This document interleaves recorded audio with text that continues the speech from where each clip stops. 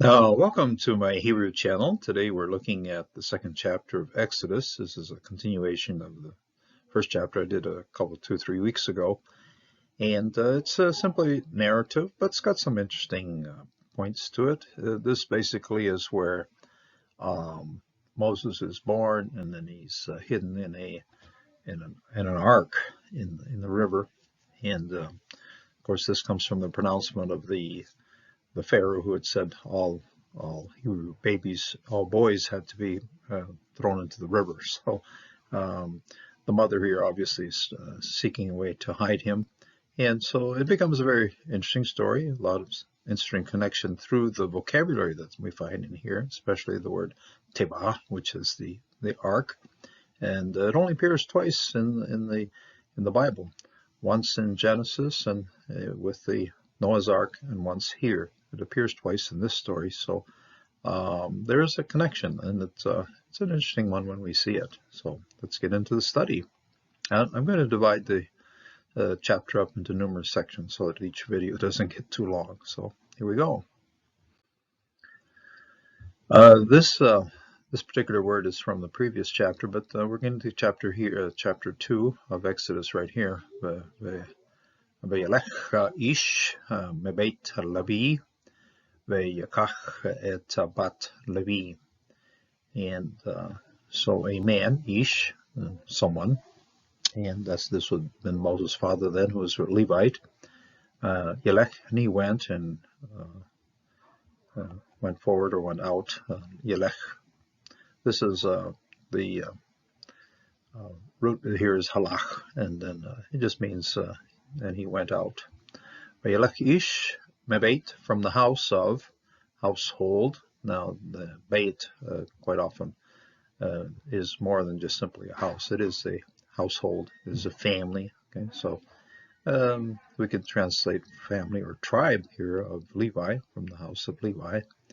This is then becomes the priestly family, and we know Aaron, also Moses' brother, comes from this family, and so this is the Levite family, the Levite tribe. So Mebeit Levi, Vayakach, and he took. It's interesting to see that this one is Hey Lamed Kaf as a root, and this one's Lamed Kaf Chet as a root. In both cases, the opening letter has suffered apheresis. So, but I'll always insist, if you're going to learn these words, learn them with the base root, the Lamed Kaf here, and the kaf chet, and this means to take hold of, to, and in this case, in this context, it means to get married to. So Lekach got married to et bat Levi, to a daughter of Levi from the same tribe, and so Moses had a good how you say it, a good ancestry of mother's Levite, father's Levite as well. So it establishes his place in life. ותהר האישה ותלת בן ותרא אותו כי טוב הוא ותשבנהו. She hid him. Tahar is, and she got pregnant, she conceived. Okay, this is a feminine. This verb is almost always in the feminine because that's what it means, to conceive. Tahar, to conceive, to become pregnant. Aisha, the woman. Isha with an article here, so it's a definite word here. The word. This is the woman, that woman. Okay. Aisha. Veteled. This root here is Yod Lamed Dalet. Based on the word for child, Yeled, but here it's a feminine. So when it's female, it's giving birth. Okay? And when you have a male, it means to engender, or to become a father to. Okay? So this is the female here, Teled, and she gave birth Ben to a son. Tare. Now the root of this particular verb here, often you either will see it with a Yod Resh Aleph, or this is a Resh Aleph, but the hay has been assimilated at the end here, so it isn't on here anymore. So the base root is the tere, and she saw. Okay, and she saw, based on resh aleph hay. Oto, at him. Kito, that he was good. Hu, he was good. Okay, he was a very nice person, a very well-formed child, a good child, a good child. Tish pe ne hu. Shafon, that's sadet pe nun, is to hide. And we were just doing a study of Joshua 2, and there Rahab hides the men in the stalks of that she has on her roof. Okay, but here's the same thing. She's hiding him. Okay, she's hiding him at home, trying to keep him quiet. Quite a task. Children are going to be noisy. They're going to cry. They're going to very hard to carry out. And as we see, this does become very difficult for her. Shelosha.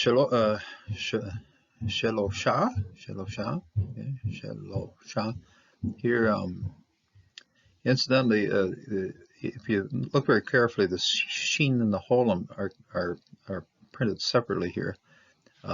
In the Codex Sasson that we're looking at here, they're stuck together. So this particular dot right here is doing double duty for Shelosha. In other words, it's doing the sheen, it's also doing the holum. In other words, it's got twice the work to do. Just put it in once, it's all that's needed. Shelosha, 3. Yerachom, Yerachim. This is months. Okay, this is based on the in Hebrew you can say month either through Hadash, the new moon, or you say it through the moon. Okay, so these are three moons here. Yecharim. Okay, 3 moons, 3 months. Okay, so three changes the phases of the moon. So Yecharim, 3 moons, 3 months. Velo, and not. Yekala, and it was not possible. Okay? Yekala. So this is come back to sort of a it's incidentally that is a masculine prefix here. So it was not possible. Od anymore. Od. Hat sil fehu, and it was not possible to hide him. Okay, same. We've seen this root before. Sadet pe nun in the previous 2 lines, and she was trying to hide him, but here it was not possible to hide him anymore. So they call it. This means the possibility. Kal means to bring something in all. So the kol, it's based. If you have to see the preposition all, kol, in the middle of this verb, and that's what how this verb works. Okay, and it isn't possible to bring it to its totality. Okay, so it wasn't possible then. Okay, Yekola, od, wasn't possible. Ha shifonu, it wasn't possible to hide him.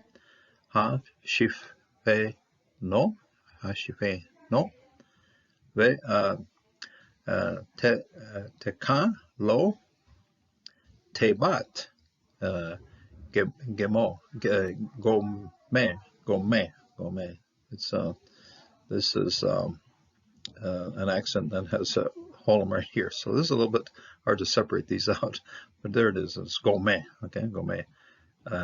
So what we have here, and she wasn't able to hide him. But takach, and she took takachlo. She took for him tebat. This is the first time we see Tebat in Exodus 2. We've seen it quite a few times up in Genesis 6, and this is in reference to an ark. Okay? An ark is, obviously, if you compare the size of Noah's ark and the ark that we have here, very much huge difference in size. This would just be a basket, something like 20-25 inches long, made out of bulrushes, made out of papyrus stalks, bent into a shape. They made boats out of these things, and you can see it in archaeological drawings and drawings of the hieroglyphs and so forth. They made boats out of these things. These things would float. They would and you could form them up, and you could tie them into shapes that you want. And so that's what she did here. She made a tebat. Now, the reason that this particular word is used in the passage here is quite interesting. Now, if we look back to Genesis, the reason that God asked Noah to build an ark was to save the people, his family, to save his family. The rest of the world was going to be destroyed. His families were going to be kept safe. And the symbolism is here as well. There's going to be a lot of trouble in Egypt, and now the Lord wants to save his people, okay, save his family, and he's going to do it not through Noah. He's going to do it through a little boy named Moses. So this little ark is going to be prepared by the mother, going to be covered with sealant and with bria and with asphalt and so forth, and the child's going to be placed in there, and then that child then will reset the people, God's people, prepare them for the Exodus and lead them through the Exodus. So the symbolism is very, very powerful here. That here's the ark which the Lord uses to rescue his people. The cries have gone out, and so the Lord responds by indicating that this young child, this boy, this baby has to be protected, so that he'll become a leader, the major leader of God's people in the Exodus. Tebat Gomeh. This is an ark of papyrus or reeds. Gomeh. There's numerous different words that basically cover the same thing here, but Tebat is the ark, and Gomeh of reeds or of papyrus. And since papyrus is the major class of reed growing alongside the river, this is probably what we're referring to here. Va tachamra behemor u bas zafe va tashem ba et hayalet ba tashem basuf. Okay? So you got tashem pops up twice here. Tashem. Now we can, if you want to get back to what does this verb mean? It's derived from this particular hemer, and that is pitch or asphalt. And so there are two parallel words here. You got bahemer and ba zafat. Okay, ba shafat. Shafat is the pitch or something, bria, the stuff that makes things waterproof. So okay, but ta hamara, and so she pitched it, she covered it in asphalt. So this is the verbal form of this particular noun right here. Okay, bahemer, and then you have ta hamara, and she covered it with asphalt. She asphalt the asphalt. Incidentally, in the Middle East, as we all know, it's an oil zone, and in some places, most certainly, Egypt, and especially around the Dead Sea, there are places where you have natural sinkholes brewing up asphalt that comes up to the surface all by itself. So, and in ancient times, this was collected and used for waterproofing things, especially very useful. The Egyptians loved this stuff because this is what they used to waterproof their sarcophagi, for their coffins that they would bury there, or that they'd store their pharaohs and people who they had mummified. If you're going to have a mummy, you have to seal it up so well, so the bugs don't get into it and so forth. So this stuff is very good for sealing. So Behemer hu bas sfat, but Hashem. Shem is there to place something. This is the feminine form of it, of course, with the tau prefix here, Tashem, and she placed it, ba, in it. And this is in reference back to the teba, placed in it. Hayelet, put in the boy, set the child in it. Tashem, and then she placed it. Basuf, among the reeds. Okay, that's the place, the reeds growing alongside the Nile River. Shafat, on the lip, on the edge. Okay, Shafat is literally the lip. also used for language, but here it's Shafat, on the lip, Hayair, of the river. And the only river, of course, that we know of here is it's the Nile, but also you have to recognize the Nile has, when it gets into the delta area, lots of tributaries. So at least alongside one of those tributaries, where the water might not have been flowing too fast, a tranquil place to just sort of hide a small basket among the reeds and see what happens. So, Beshafat Hayer Va Ta Hasad, and she stood. This is a feminine prefix verb right here, and she stood. Ahoto, sister of him. Okay, this is a possessive pronoun at the end of this particular word, sister. In the reading that we were doing, Joshua 2, the master wanted to pump this one up to a plural by sticking a yod in here. Now, in this case, it's staying singular. Why? Well, there was only one sister that we know of, is Miriam. So, Vehoto. And this is very obviously derived from for brother. When you say brother, you say ahi. This is aleph chet yod. When you want sister, you go ahot. So you go aleph chet tau, and then this is then a possessive pronoun on the end of that. So merahok, from a distance. Okay, from a distance, from a little ways away, from afar. Okay. Le and dala, in order to know. Now, this root here of this verb is yod dalet ayin, which is to know, yada. And then when we see a preposition of purpose of the lamed here, with the purpose of knowing, okay, purpose to know. So this will then preposition of purpose, front of the verb, that makes it an infinitive. So you got to know, ma, which or what. Okay, ma is an interrogative, what, questioning. Okay, ma ze, ma na, ma. Masitati, what are you doing? So forth. Yeah, it's a well-known interrogative. But what, Asher, what would happen? What would be done actually? Nifl here, reflexive in terms of what's going to happen in this case. Okay? What will happen? Lo, to him, to the boy. The antecedent of this whole right here is going to be Moses. So. Ma Yashe Lo. So we have a very interesting introduction to our story. A very beautiful passage here, which shows what this family tried to do to protect Moses. And obviously, doing it this way really is putting a lot of trust into nature, but also putting a lot of trust into God.